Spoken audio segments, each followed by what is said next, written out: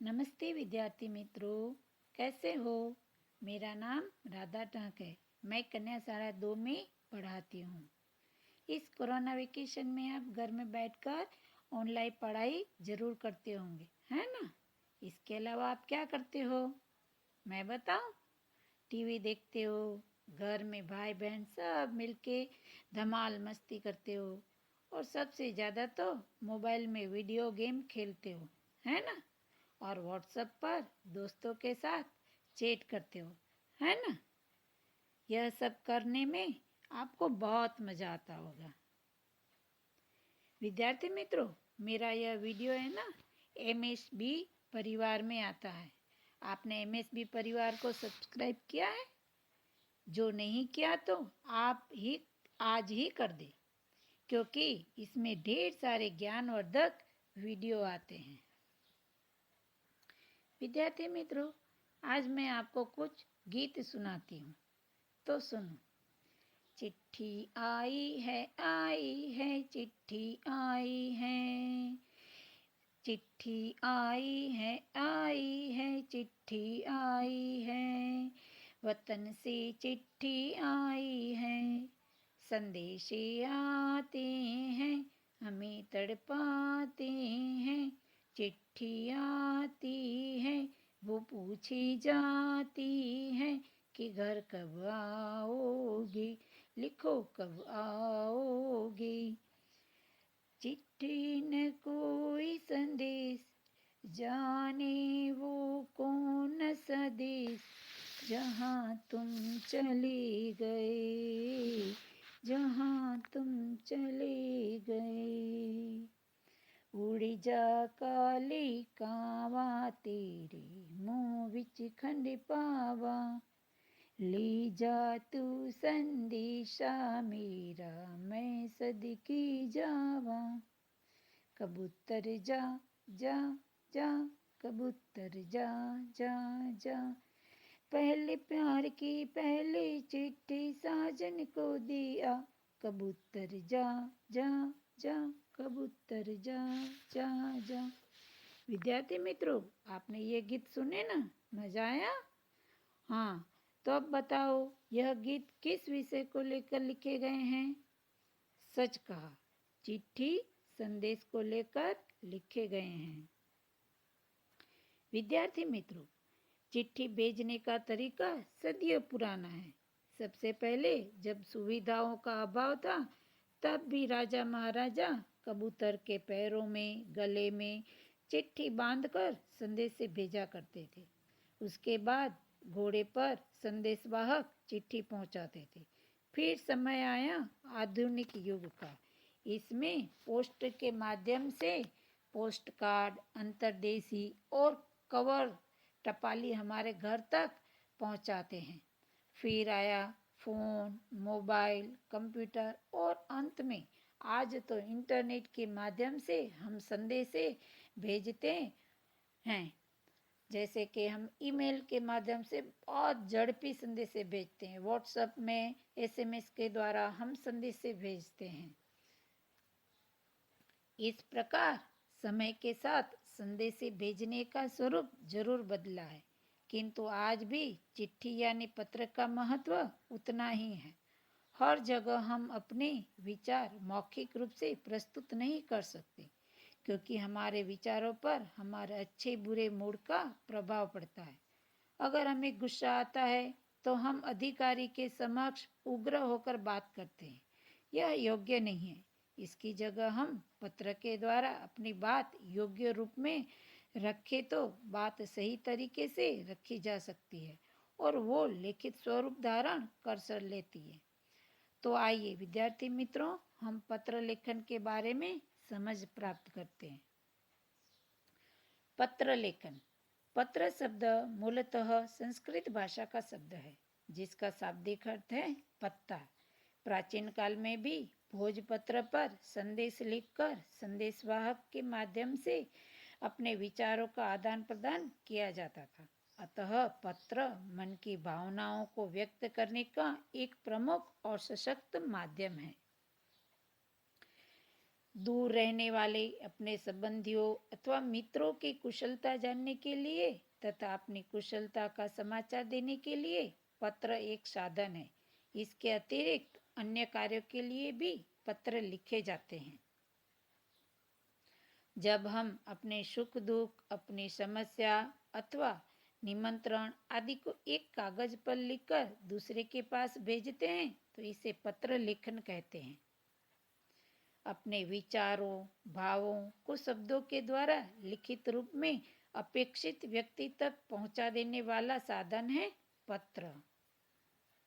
आइए विद्यार्थी मित्रों, अब हम पत्र का महत्व समझते हैं कि पत्र के द्वारा हम अपना संदेश दूसरे तक आसानी से पहुंचा सकते हैं। पत्र में लिखा संदेश स्थायी होता है। पत्र में हम अपनी बात को विस्तार से भी समझा सकते हैं। पत्र संदेश भेजने का सस्ता, सरल व सर्वोत्तम साधन है। अब पत्र लिखते समय हमें कुछ बातों का ध्यान रखना चाहिए। तो हम यहाँ पर पत्र लेखन की विशेषताओं को देखते हैं। सरलता, पत्र की भाषा सरल, सहज एवं बोधगम्य होनी चाहिए। मौलिकता, पत्र में मौलिकता होनी चाहिए। पत्रों को पढ़कर पाठक को ऐसा नहीं लगना चाहिए कि ये विचार लेखक के न होकर किसी और व्यक्ति के हैं। संक्षिप्तता, पत्र में संक्षिप्तता होनी चाहिए। कम से कम शब्दों में अधिक से अधिक भाव स्पष्ट होने चाहिए। स्पष्टता, पत्र की भाषा स्पष्ट यथा प्रभावशाली होनी चाहिए। संबद्धता, पत्र को लिखते समय लेखक को अपनी आयु, पद, संबंध को ध्यान में रखकर पत्र लिखना चाहिए। पूर्णता, पत्र अपने आप में पूर्ण होना चाहिए। पत्र पढ़ने के बाद किसी प्रकार की जिज्ञासा शेष नहीं रहनी चाहिए। शिष्टता, सरकारी पत्रों की भाषा शैली शिष्टतापूर्ण होनी चाहिए। शिकायत या नाराजगी की शिष्ट भाषा में ही प्रकट की जाए तो उसका प्रभाव पड़ता है। विद्यार्थी मित्रों, पत्र लेखन में मुख्य 5 बातें याद रखनी है। जैसे कौन, किसे, कहाँ से, कहाँ, क्यों। जैसे कि कौन, तो पत्र कौन लिख रहा है। किसे, तो हम पत्र किसे लिख रहे हैं। कहाँ से, तो हम पत्र किस जगह से लिख रहे हैं। कहाँ, तो कि हम पत्र किस जगह पर लिख रहे हैं। और अंत में क्यों, तो कि उसका विषय, हम पत्र लेखन क्यों कर रहे हैं। तो यह 5 बातें, कौन, किसे, कहाँ से, कहाँ और क्यों, यह याद रखनी है। पत्र लेखन के 2 प्रकार होते हैं। पहला औपचारिक पत्र और दूसरा अनौपचारिक पत्र। हम पहले अनौपचारिक पत्र देखते हैं।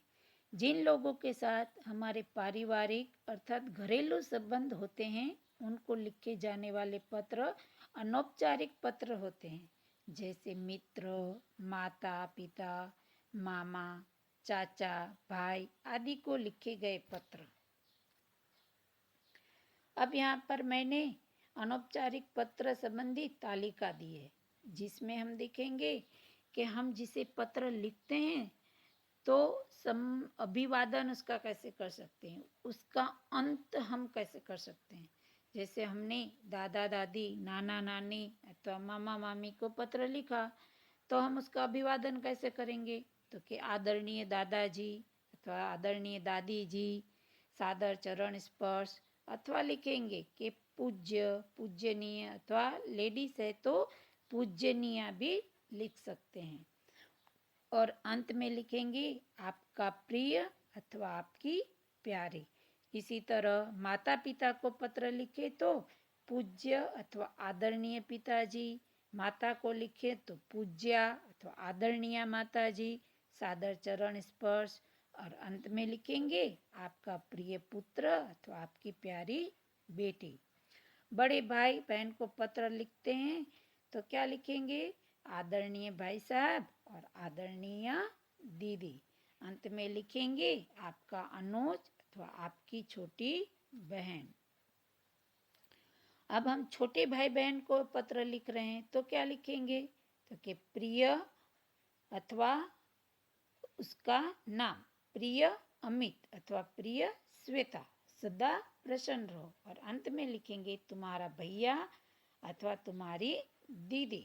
अगर हम अपने मित्र सहेली को पत्र लिख रहे हैं तो क्या लिखेंगे? प्रिय मित्र अथवा प्रिय सखी, नमस्कार। अंत में लिखेंगे तुम्हारा अभिन्न मित्र अथवा तुम्हारी सखी।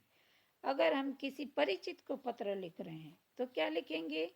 प्रिय शर्मा जी अथवा प्रिय कमला जी, नमस्कार। और अंत में लिखेंगे आपका शुभाकांक्षी अथवा आपकी शुभकांक्षिणी। और अगर माता पिता हमें पत्र लिख रहे हैं तो वो क्या लिखेंगे? तो लिखेंगे प्रिय बेटी अथवा प्रिय बेटी, सदा खुश रहो। और अंत में लिखेंगे तुम्हारा पिता अथवा तुम्हारी प्यारी माँ। अब हम देखेंगे औपचारिक पत्र। जैसे अनौपचारिक पत्र में हमने कहा ना कि व्यक्तिगत अथवा पारिवारिक संबंध हो उसे पत्र लिखते हैं, तो औपचारिक पत्र उनसे बिल्कुल विरुद्ध है कि जिन व्यक्तियों के साथ व्यक्तिगत अथवा पारिवारिक संबंध नहीं होते हैं उन्हें लिखे जाने वाले पत्र औपचारिक पत्र कहलाते हैं। औपचारिक पत्र मुख्यतः 3 प्रकार के होते हैं। प्रथम प्रार्थना पत्र, दूसरा व्यावसायिक पत्र, तीसरा सरकारी पत्र। प्रार्थना पत्र किसे कहते हैं? तो प्रार्थना पत्र प्रधानाचार्य को लिखे गए पत्र को और आवेदन पत्र को। निजी पत्र होते हैं मित्रों या सगे संबंधियों को लिखे जाने वाले पत्र जो हमने अनौपचारिक पत्र में दिखे। अब तीसरा है व्यावसायिक पत्र, तो व्यापारिक कंपनियों, दुकानदारों तथा संपादक आदि के नाम पत्र या शिकायती पत्र को व्यावसायिक पत्र कहते हैं। और अंत में है सरकारी पत्र, तो सरकार की ओर से किसी व्यक्ति को या एक विभाग की ओर से दूसरे विभाग को या अपनी ओर से सरकार के किसी मंत्री या अधिकारी को लिखे गए पत्र को सरकारी पत्र कहते हैं। अब व्यावसायिक पत्र लिखना हो तो हम उसका संबोधन कैसे करेंगे? तो जैसे कि पुस्तक विक्रेता को हमें लिखना है पत्र तो लिखेंगे महोदय और अंत में लिखेंगे भवदीय। और बैंक मैनेजर को पत्र लिखना है तो लिखेंगे महोदय और अंत में लिखेंगे भवदीय। अगर हम व्यापारी अथवा दुकानदार को पत्र लिखते हैं तो लिखेंगे श्रीमान प्रबंधक और अंत में लिखेंगे भवदीय। अगर हम कार्यालयी पत्र लिखते हैं, जैसे किसी विभाग के अधिकारी को पत्र लिखते हैं तो लिखेंगे मान्यवर महोदय और अंत में लिखेंगे भवदीय प्रार्थी अथवा विनीत। अगर समाचार पत्र के संपादक को पत्र लिखते हैं तो क्या लिखेंगे? श्रीमान संपादक महोदय, अंत में लिखेंगे भवदीय निवेदक। और प्रार्थना पत्र लिखना है, अगर हम प्रधानाचार्य को लिख रहे हैं, स्कूल के आचार्य को लिख रहे हैं तो लिखेंगे श्रीमान प्रधानाचार्य महोदय। अंत में लिखेंगे विनंती प्रार्थी अथवा कृपाकांक्षी आपका आज्ञाकारी शिष्य। अगर हम किसी शिक्षक को पत्र लिख रहे हैं तो लिखेंगे मान्यवर महोदय आपकी आज्ञाकारिणी शिष्या। अब औपचारिक पत्र लेखन करते समय उसके मुख्य बिंदुओं को ध्यान में रखना है कि पत्र कैसे लिखा जाता है। तो उसके कुछ बातें यहाँ मैं आपको बता रही हूँ। तो जैसे औपचारिक पत्र लिखते समय सबसे पहले बाईं ओर सबसे ऊपर जिसे प्रार्थना पत्र, आवेदन पत्र या पत्र लिखा जाए उसका पद और पता लिखा जाता है। फिर दूसरी बात आती है, इसके बाद पत्र के पहले विषय में पत्र लिखने का कारण लिखा जाता है। फिर इसके नीचे संबोधन होता है, जैसे महोदय, महोदया, मान्यवर, श्रीमान आदि। संबोधन के बाद पत्र का आरंभ किया जाता है और कारण से संबंधित विषय को विस्तार से बताया जाता है। इसके बाद अंतिम अनुच्छेद में कार्य करने का अनुरोध किया जाता है। इसके पश्चात प्रार्थी, भवदीय आपका आज्ञाकारी शिष्य, भवदीया आपकी आज्ञाकारिणी शिष्या आदि लिखा जाता है। इसके नीचे पत्र लिखने वाला अपना नाम और पता लिखता है। अंतिम पंक्ति में दिनांक लिखी जाती है। तो यहाँ पर मित्रों मैंने एक नमूना पेश किया है कि पत्र के प्रथम भाग में क्या लिखा जाता है, दूसरे भाग में क्या लिखा जाता है, मध्य में क्या लिखा जाता है और अंत में क्या लिखा जाता है। तो प्रथम हम लिखेंगे प्रेषक का नाम एवं पता, फिर लिखेंगे दिनांक, फिर जिसे हम पत्र लिख रहे हैं उसका संबोधन करेंगे, यथा योग्य उसका अभिवादन करेंगे, फिर उसका कुशल क्षेम ज्ञापन करेंगे, मुख्य विषय वस्तु लिखेंगे, अंत में समापन करेंगे, फिर हमारा उसके साथ क्या संबंध है उसका उल्लेख करेंगे और हमारा नाम लिखेंगे।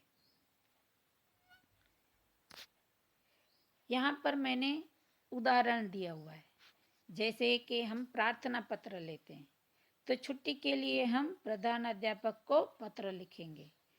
तो लिखेंगे देसाई फलिया भावनगर 23 फरवरी 2011।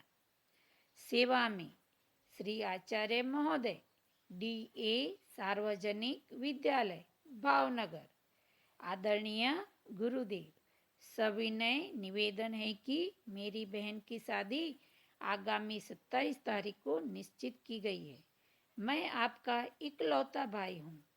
हम लोगों के यहाँ शादी की कितनी धूम रहती है, इससे तो आप अनजान नहीं हैं।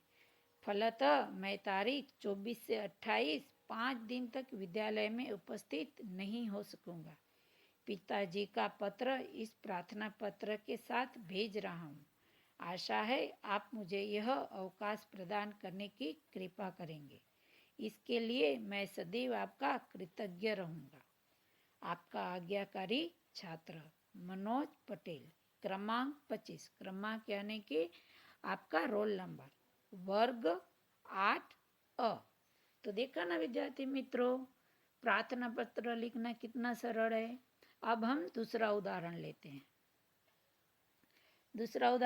हैं। व्यावसायिक पत्र, कार्यालय पत्र का। स्वास्थ्य अधिकारी को गंदगी के बारे में शिकायती पत्र लिखते हैं। तो इसमें हमें अपना नाम पता ऊपर नहीं लिखना है, यहाँ ऊपर सिर्फ हम तारीख डालेंगे। तारीख 20 मई 2011 लिखेंगे। सेवा में स्वास्थ्य अधिकारी महोदय महानगर पालिका बड़ौदा। मान्यवर, सविनय निवेदन है कि मैं गायत्री मोहल्ले में रहता हूँ। यह मोहल्ला पिछले कई दिनों से ठीक से साफ नहीं हो रहा है। आजकल शादी का मौसम है, रास्ते पर गंदगी फैली है। पास के कूड़ेदान डस्टबिन में सब जूठन डाल जाते हैं। बदबू के कारण पिछले 2 दिन से तो यह हाल हो गया है कि यहाँ से आना जाना भी मुश्किल हो गया है।